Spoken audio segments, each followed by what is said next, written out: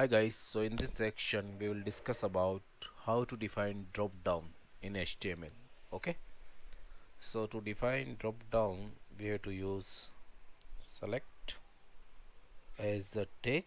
So is a tag to define a drop down in HTML, and these are options where you have to provide the what are the element of the your drop down list. So this value just leave right now. This value will be used when we use JavaScript or any other server-side script, and these names will be display in our web page. So let's see how it look like. Go and just put drop down drop down dot html.